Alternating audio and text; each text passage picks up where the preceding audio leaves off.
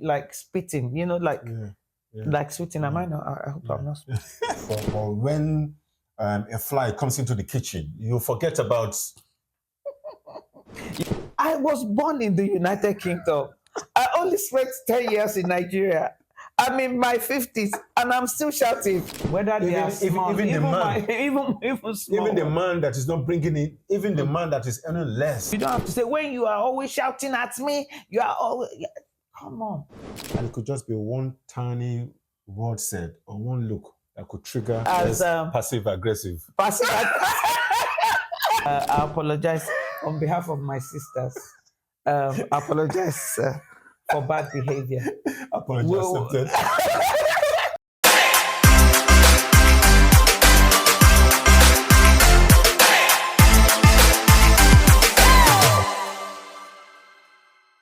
So last time, BabaShola, we were talking about managing conflicts. Yeah. And we got to the point where we decided that conflict is inevitable. And especially in the first year of marriage or a committed relationship that you are going nowhere. Mm-hmm.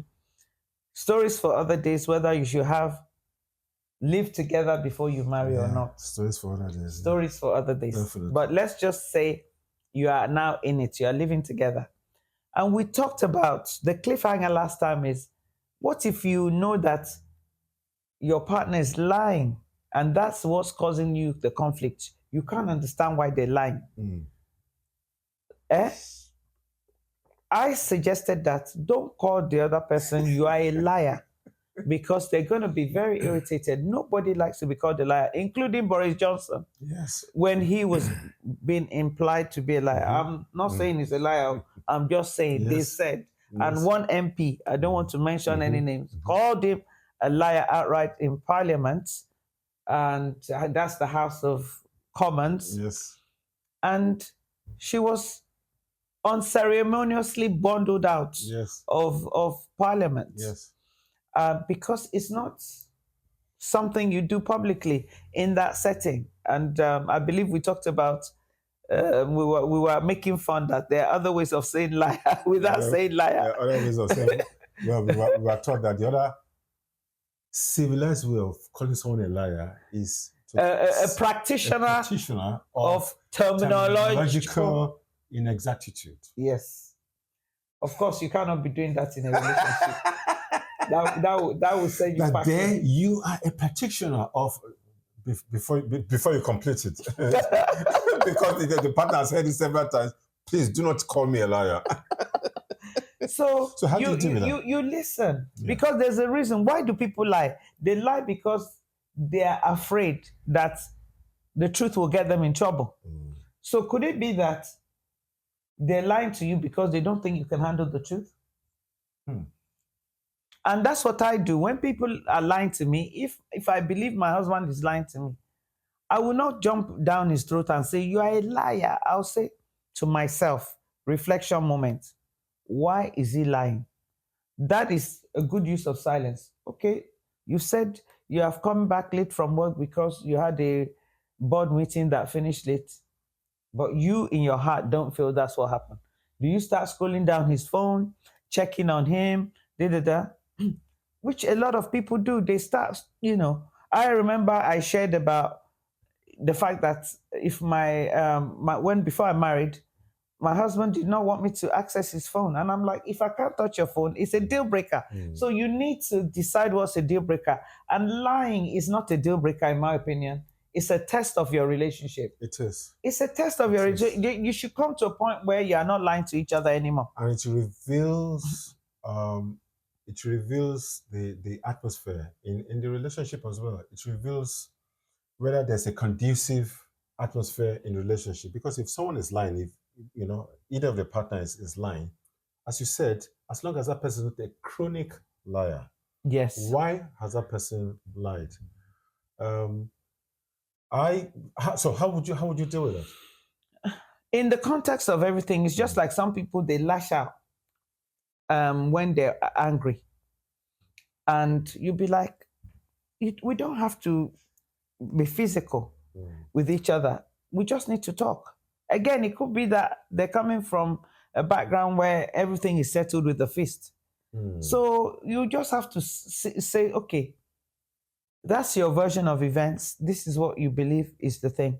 But we have to talk about it because it's happening quite frequently where you're late and I'm not feeling it or whatever. Why is it late? That's what I'm saying. Yeah. You have to now talk about that and say, Definitely. okay, I appreciate you're having meetings. What's going on here? You know, because I feel lonely. Now, it's okay to now talk about how you feel about that rather than saying you are a liar. You know, I feel really lonely when you're out late every night or whatever. Let's talk about how we're going to create more time for ourselves. Immediately, you can create more time for yourself, already creates opportunity to talk. Definitely. Because one of the conflicts, if you are not making time to talk, you are just constantly on the go. And that could be in some relationships, maybe even within that first year, they've had a baby. So they've not even had time. Within that first year, again, it's good if possible. I know you can't plan sometimes when these things happen. It's good if possible to spend that first year without a baby, if possible. But of course, some of our sisters, their biological clock is ticking. And so they want that baby in the first year. But at least there's 9 months. You are pregnant at least for 9 months, Abby. Yeah. Unless, of course, you are from our old tradition where you are not getting married unless you have belly, which is causing problem as well. I don't know if you want to speak to that because when I was younger, the only brides I saw were pregnant ones. Really? Yeah. And I used to think then, do you have to be pregnant to get married? It was a cultural thing. Yeah. As you said, as you rightly said, it can happen. It can happen within a few months of coming together. It can happen. You can plan to, to delay, getting pregnant, but it has to be talked about. Oh yes, and if you are finding yourself in that situation, sometimes it adds to the conflict. Yeah. Because number one, the woman is very hormonal. The man might not understand all that. Her body changes and like, when I married you, you were not. She might start doing very irritable habits, which adds like spitting, like spitting. Am I not? I hope I'm not spitting. Because occasionally I'm talking, I'm spitting. So everything becomes a discussion point. It's good you said that. Everything becomes a discussion point and it's an opportunity it's easier said than done, but one has to be deliberate in doing. Because if not, it breeds resentment. Look, you could be smiling and having a good laugh, watching a film, and it could just be one tiny word said or one look that could trigger off a previous experience. Deliberate talking regularly, and that's where dates come in handy. Now I know again the word dating is become very, very overused, but I'm talking about regular dating in a relationship. So as you know, BabaShola, my husband, I'm always dragging and he's always kicking and screaming to go on dates. His best position is being at home. Yes, I'm a home person. Exactly. Well, But we're talking about intentionality. Yes. Because it's when you are doing something together without your phones that those opportunities will come. And if possible, within that first year, make time to talk regularly. Just say, okay, how are things going? We have a habit of doing what we call reviews of our relationship once a year. We did it when in my first part one marriage, and we do it in my second marriage too. We review after the first year. Is there anything I'm doing that is giving you stress that we can work on this coming year? That's interesting. Yes. And then you'll say, okay. And then likewise. But you have to be quite mature about it. Because if somebody says, I don't like the way certain things are, take it as something to work on rather than it's a feedback. It's a feedback. But you have to be mature. And also the way you say it, don't say, I don't like the way you da. The way that I would say it is that, well, let's work more on you being giving us more time together because your work seems to take you all over the country and you are hardly home and the children miss you or me and the child because it could be now the relationship has survived 1 year, praise the Lord, but there's still resentment because there was a baby quite quickly in the relationship. The one of the partner, usually the man, sorry, it could be a woman, but the women are usually the ones left holding the baby, decides to spend more time at work because he doesn't want to come home and babies cry. He doesn't want to be part of all of that. That has to be discussed. You have to make time, especially men, for your family. Speak to that one for me. You've said it all. I think one thing I picked up is the tone in which is being said as well. That tone, I mean, I'm speaking for myself. It's like men hear the tone first before the message. Important. That's very important for us women to learn from. Thank you for that, BabaShola. So we hear the tone, and if the tone is executed or is delivered in such a way that is condescending, ego is bruised. Yes. And then the man is not even listening. So women, here from man, it's not me who said. He said his ego will be bruised. It's important for us to men love respect. Men love respect. Whether they are small, even small. Even the man that is not bringing in, even the man that is earning less than the wife, and demands respect. I know of a couple that the wife significantly earns more than the husband. Oh, I respect this lady so much because how she navigates, finance and the relationship does not put the man down one bit. And this is very important. The man, I know the man is sensitive towards it, and the man respects her for that as well. They're able to have, joint account and, yes, the man is doing his thing, he's bringing in money, the woman is bringing in money, but within them, they know that, okay, yes, wife is bringing in more, but there's a unity in delivering. And this is what we said about discussing about the finance, how you're going to do it. Watch the previous episode if you haven't watched it already, because that's the first potential point of contention, conflict. How you manage the money. Who's earning more? Do they bring in the proportionality, or do they like this your good friend? Don't make it an issue as long as there's enough money in the household to do everything that has to be done.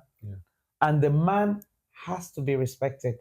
Ladies, I have to speak to us again because we are always looking for rich men. We are in 2024, and so some say, it's equal this and it's equal. But when a fly comes into the kitchen, you forget about.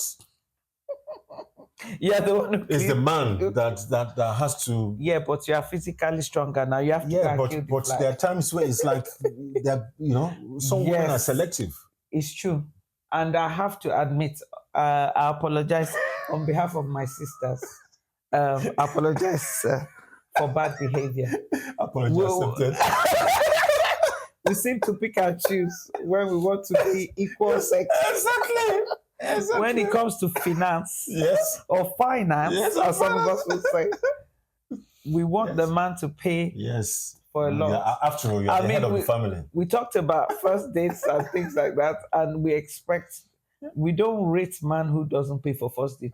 I don't care. Yeah, but a man has to pay for first date. So there are some unwritten rules that you need to discuss. I mean, I remember one of our podcasts, you said, how can you discuss those things? We were talking about prenuptials. I've picked something from you. It depends on the tone. It depends. You have to say it. True. And you have to always reflect it. Think about yourself. Don't say you are always kinikon. You have to be, you say, I'm not comfortable when, talk about the behavior, not the person. When this behavior is happening, it makes me feel uncomfortable. When they're shouting, I feel uncomfortable. You don't have to say, when you are always shouting at me, you are always, come on. It makes the atmosphere Tense. And focus on the delivery. Focus on getting. It's all about communication. Yes. You have a message to be delivered. I think about how is my wife going to get this message? How is she going to understand this message? Because So you practice beforehand? in my head. Good. I think I will even take it a step further. Yeah. Don't make it in your head. Go in front of a mirror. I actually do this. I'm telling you. When I want to manage a difficult situation, BabaShola, I practice it before I deliver it. Not for everybody, but it works for me because definitely. I generally shout when I'm talking. And my shouting, if you're not used to me, is misconstrued as passive aggressive. passive. So I have to work on my tone. So sometimes I have to practice. I go in front of a mirror and I said, okay, how can I deliver it? Think about your partner. Yeah. What kind of person are they? If they're not the one that appreciates shouting. I mean, my husband is used to me talking loud, and when I'm on the phone, he said, "Why are you shouting? The phone is always close to you." I said, hey, "Please, Lord, help me." I'm on the phone and I'm still shouting. It's like in my mind, the person can't hear because I'm on the phone. I don't know. Am I the only one who does that? What about those? Oh man, I'm in the train, and my fellow Africans, Especially the ones from West Africa. Oh, they put it on speaker. It's on speaker. Yeah. They put it to their ears and they're still screaming. I don't know whether that's a cultural trait. What is that Let us about? know what you think. I was born in the United Kingdom. I only spent 10 years in Nigeria. I'm in my 50s and I'm still shouting. Is it a cultural trait? It could be. I don't know. Please put in the comments. It could be. So I have to work on my delivery. Same here. When I'm passionate about what I have to talk about, and I'm sure it's even coming across here, my voice. Yes, it rises. My voice. And I always know, BabaShola, when you're into a topic, your body language starts to shift around. And I'm like, yes, he's into it. My voice and... But you are still quiet, though. That your raised voice is like 2 decimal for me. It's like, eh. So I'm conscious of that. And you see, it's all about practicing to live in the now. Let's, what I do is just to be intentional. I know we have overflogged that phrase, to be intentional, but it's so important. Yes, because you have to think about the people that you want to deliver to. And this managing conflict in relationship beyond your first year of a marriage or so, we've talking about the finances, talking about the traumas that you might be bringing, how you do things in your family. I mentioned it previously. When I'm coming into the house, I used to expect my husband to be waiting for me at the door. Although some people do, it's the other way around. And he didn't used to do it. And I'm like, why am I so? And that's because he has his own flat. So I have a key. So it's not like, we're together all the time. We've already spoken. I'm on my way. I've just called you that I'm downstairs. And then I open the door. You are in the room. And when it's not there, what happens? I'm like, I used to get really upset. And I had to think about it in the end, which is what we're saying that sometimes. Yeah. And I'm like, my baby, when I'm coming in, I don't mind. What? He said, but we just spoke now. I know you're coming in. I had to sit down and think, is this a deal breaker? It's not a deal breaker. It's just what I was used to before in my old relationship that I'm now bringing into this new relationship. It's not a deal breaker. Yes, it's true. Yeah. What is it that I want him to do when he opens the door? Just to say, oh, hello, good to see you, hug. We can do that when I'm fully in, put my bag down. Or is it that I expect him, like we do back home, to come downstairs, help me with my bag? That's another way that we have that expectation. Yes. You come with the bags, and I think that's what it was. I'm used to that Nigerian thing. Oh, welcome, ma. You pick your bag. I'm expecting to come. Oh, my baby, here's my baggages, No. And that's just my pet name for my husband, my baby. Please. He's not a baby. Yes, so to round up, BabaShola, you need to work out what's a deal breaker and what's not a deal breaker when you're managing relationship. Yeah. You have to learn to let go of some things. Brushing teeth and having the brush upside down, it should not be a deal breaker. These are practical things that people can adjust to. I agree. In my own relationship, the first part one, I had a separate room.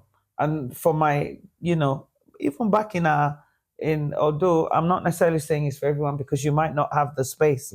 And so the more you're on top of each other, the more you have to work out how you're going to manage conflict. Making time to talk about things is definitely necessary. Yeah. And being on top of each other is actually, I always tell my daughters, my sons, my wife, flip it to your advantage. Yes, you are managing space, but flip it to make it advantageous for both of you. Yes. So it's an opportunity to get to know each other. Yes. Okay, you go to the toilet. I don't like the toilet seats left up. You like it, Shut so down. you just understand that. My wife, for instance, in the kitchen, oh wow, it has to be clean. Even before she cooks, she cleans everything. She wants her kitchen. So I tell the boys, listen, your mom is coming home or whatever, get this place clean before she comes home. Because you know how she likes it. Because you know how she likes it. And my husband, when he's cooking, he's clearing up as he's going along. When I'm cooking, I cook everything and then wash up. Yeah. So how do we resolve that conflict? Because if we're both in the kitchen, as I'm cooking, he'll be washing up after me. So that's how we resolve that. So I'm cooking, he's washing up. And then when he's cooking, guess where I am? In the living room watching. But it works for both of you. Because does he complain? No, he doesn't. Exactly. So in any relationship that you are in now, this goes beyond the first year. If it's a relationship that you have no choice, like work relationships, you have to study people to start with. Really, really do. Really study people, see what gets on their goat or gets on their nerves, see what is a deal breaker. If the environment is too toxic, it could be because things are not being spoken. So people are just acting. And when you're just acting out, that's toxic. It is. The atmosphere is tense all the time. If your husband or your wife is out a lot, that's a bad sign because it means that they don't want to be home. Definitely. And men, I was saying that men have to be spending more time at home with their wife and children. I'm sorry. I just have to be really honest about that. I agree with you 100%. And one thing that I'm conscious of that I need to be intentional and I'm working on it. I haven't said that I've arrived, but I'm working on it is be on my phone less. I know my wife will be happy to hear this. Be on my phone less because my phone is like my other office. Yes. And that's the same for most people. Phone. Yes. That's the same. There's some people that are just on their phone flipping. Social media, flipping. Me, if I'm on my phone, there's a reason. Yes. When I'm on my phone. Is it I'm editing or I'm Yes. But the intentionality is that this is time for me and my wife. Yes. This is time for me and my children. Yes. Because the children, they learn from what they see. Definitely. And if dad is always busy, they're not going to interrupt you. Definitely. But before you know it, they're not coming to you to talk about anything. Yeah. And there was one thing you said before we round up. You said it a while, I don't know when you said it, but you said if a man doesn't have time to listen to the family problems, that man is doing too much. Yeah, he's doing too much of the other things that are not important. Yeah. Because at the end of the day, you have to show, especially in the diaspora, where husband and wife work most of the time. It's not like there's a woman at home. You have to show that love to your family. Women, we respond by love. Men, you respond by respect. If you start getting some disrespect, sometimes that's a reaction to maybe you are not spending enough time. So just like we said, that if someone is lying or appear to be aloof, or silent treatments, all those different tactics, or snappy or shouting, it's usually a sign that they need time to talk. They might not say, I want to talk, but you just create that time to talk. So, by going out together, maybe without your phones. So basically what we are saying is be intentional in your relationship. Definitely. Be intentional when conflict comes to reflect. And someone like me that has a very loud voice, sometimes I have to practice delivery. There's nothing wrong with it. Maybe if you have a trusted girlfriend, you can run it by him that I want to discuss something. An elderly, girlfriend or someone who's a bit more advanced in the relationship that you trust, but not influencers on social media. Oh no. Most of them are not even in relationships. What were they going to tell you? I'm not saying there are good podcasts out there. At least we're one of them. We're talking from our experience. But it's nice to talk to a human being. Listen, obviously, to how, like what we're saying and what other mature couples are saying. And what works for you. And what might work for you. But practice how you're going to do it. Yeah. You might tweak it. Oh, yeah, this is what they said to do. Don't forget, we're coming from different cultural backgrounds. We're coming from different spiritual backgrounds. So take all of that into consideration. If you know your partner likes a certain thing, don't be talking to him at midnight and say, okay, we must talk before we sleep. We must talk. Bad timing. Bad timing. My family know that is, for me, it's all about timing. Yes. Because I need to get the message out. I need for them to get what I'm saying. And if someone is just coming back from work, and then that is the time we are now, ask them what will be, make it nice for them, make it romantic. Yeah. And this is one of the things I do for my husband. If I want to have a serious talk with him that I know is important, we would have had a nice time. We'll have a nice meal. Yeah. Sometimes we would have romanced ourselves very well, the one that makes him very relaxed. And he has to sleep afterwards. Women, please. Men are like that. Story for other days. After this, they need to sleep. I'm sorry. It's not the time to talk. Let them sleep when they wake up. Okay, on